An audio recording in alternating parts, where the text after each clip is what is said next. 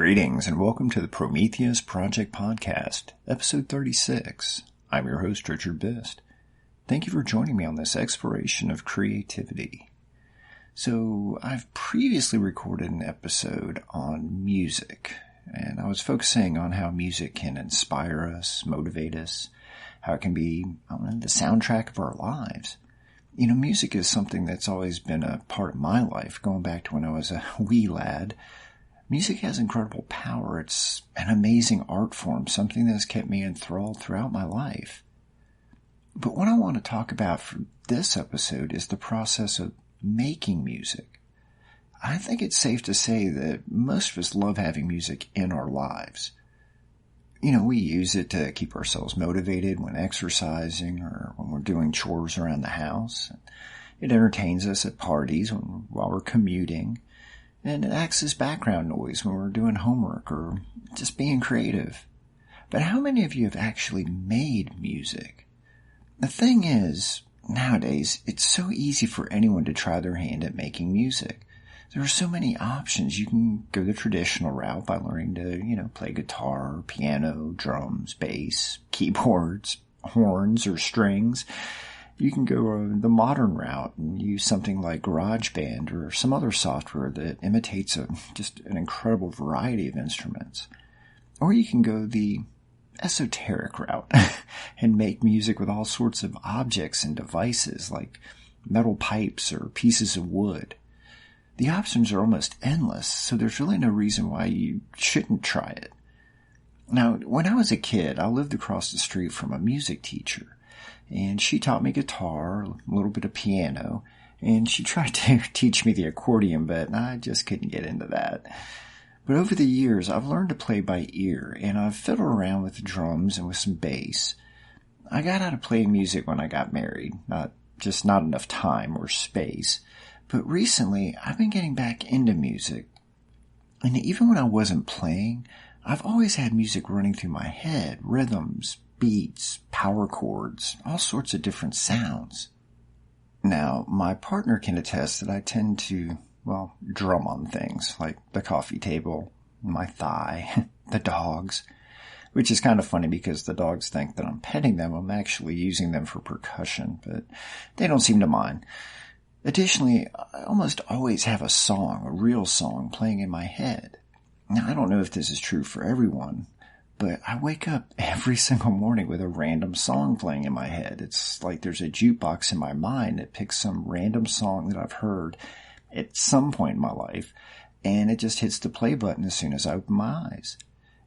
Unfortunately, I don't get to choose the song, which is not always a good thing. One morning it may be, Bob Dylan or maybe Prince, and then another morning, Emmylou Harris or Janis Joplin. Then there are the mornings when I wake up and it's some obscure disco song or Britney Spears or Justin Bieber. And those are the mornings I wish I had a fast forward button. But back to making music. An idea I've always played around with was to make my own music. Doing something with all those sounds that I have bouncing around in my head. Why waste them, right? And plus, it's another way to explore my creativity. Of course, I'm not necessarily a master of any one instrument. I like to play around mostly, but I don't let that stop me from trying. I look at great entertainers like Mel Brooks, who don't play instruments but still create music. As Mr. Brooks once said, he describes himself as a hummer, meaning he hears the music in his head and he hums it to the people who can write music. Then they write it down and they go from there. And, I kind of like that. He's not going to let a lack of musical ability stop him from making music. Along those same lines, you don't necessarily need an instrument either. You can drum on a hardback book. You can use your hands or maybe a couple of spoons on a mixing bowl in the kitchen.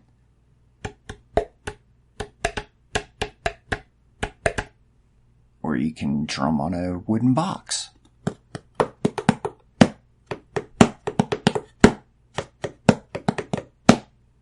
Or, if you're feeling especially creative, you can just make percussive sounds with your mouth.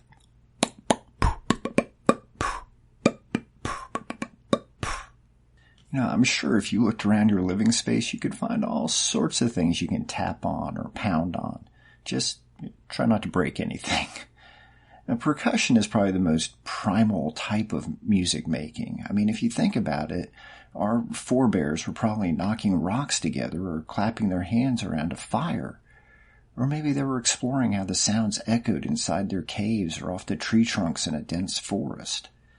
It wasn't until later that other instruments entered the picture. Strings, winds, brass. You ever used an empty cardboard paper towel tube as a horn? I mean, I have, although I don't do it often because it freaks out my dogs. Now, I know actual musical instruments can be expensive, especially if you buy them brand new at the local music shop. But there are alternatives. I bought an old acoustic guitar from a pawn shop years ago. I also found an odd instrument called an omnichord, O-M-N-I chord, that's sort of like an auto harp, if you're familiar with that. It has these buttons that you use for chords and then a swipe plate in lieu of strings. I'll post a video on my YouTube channel about in the near future playing around with it. But, who knows what else you could find out there if you look around. You can find instruments at yard sales, secondhand stores, classified ads of your local newspaper, or maybe online. You don't need anything fancy or state-of-the-art. An old cello or trombone will still allow you to make music. It may not necessarily sound the same as a brand new instrument, but that's okay. The point is, you have something to play around with, to experiment with. The point is to have fun, right? Now, I'm telling you all this for two reasons. First, to obviously try and inspire you to flex your musical muscles, but also to motivate myself to begin experimenting with making music. You know how I love to encourage creativity, and no, you don't need to have any musical talent. I mean, think of it this way. You sing, don't you? Even if you can't carry a tune. I mean, you probably sing in the shower, sing while you're sitting in your car at a stoplight, while you're doing things around the house, out in the yard. I mean, I can sing okay, I guess. I'm one of those people who's better off as a background singer. Deep background. Probably with the microphone unplugged. But that doesn't stop me from belting my heart out when I hear one of my favorite songs. I wail in the shower. I crank it out in the car. I sing and dance while running the vacuum or stirring a pot on the stove. Why? Because music has a power that we all share. One of my favorite songs about the power of music is by this Canadian band called Triumph. They had this song back in the early 80s called Magic Power. It came out when I was in high school, and I was lucky enough to catch it live and hear it live. But if you get a chance, give the song a listen and read the lyrics. I think it sums up how much music can mean to us. Music empowers us, makes us think, makes us feel, can make us smile, it can make us cry. To me, that's pure magic. So here's what I want you to do. Make some music. Or at least be more aware that you have music inside you. We all do. It's built into us at a primordial level. Use your hands. Use spoons, plastic bowls. Turn a couple of buckets upside down. Use sofa cushions, whatever. Find a rhythm, a beat, and just play with it. Don't do it for just a few seconds. Play it out as long as you can till your hands are tired. Mix it up. Change the beat. Have fun. But if you have a problem finding that rhythm inside yourself, don't worry. Try playing along with one of your favorite songs. Tap your feet, drum on the coffee table, but keep a beat. You may even find yourself improvising little drum fills here and there. Hell, you may even have a drum solo. And if you have instruments laying around, pick it up and play around with it. Now, if you're adept at it, fantastic. Please keep playing. Music's amazing and it's important. Or maybe find something new to challenge yourself with. I know this guy who was in a pawn shop several years ago, and he saw a cello for sale for ridiculously cheap. He had no idea how to play it, but he bought it anyways because it was interesting. So within a few months, he was actually playing some classical music. He was self-taught.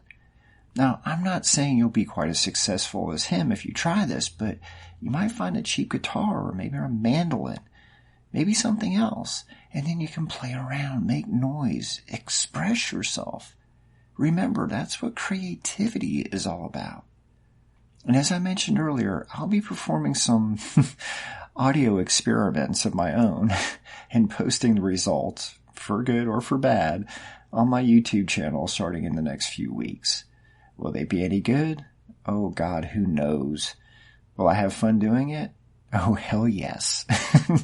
I want to express myself with sound. I want to be silly, have fun.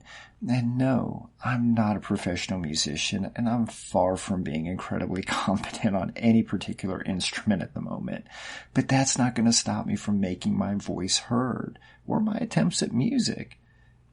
As I was saying earlier, you may not necessarily have any vocal talent, but you still sing. So what? You may not have the talent to play a guitar or a piano, but that doesn't mean you can't try. So anyways, as always, I hope you got something positive out of this episode. If so, hey, let me know. Always contact me through my website, richardbist.com. Catch me on social media. Please, if you like this podcast, tell your friends, leave a review, rate it wherever you've listened to it, and I'll be talking to you soon. So until next time, be safe, be creative, and be kind. Cheers.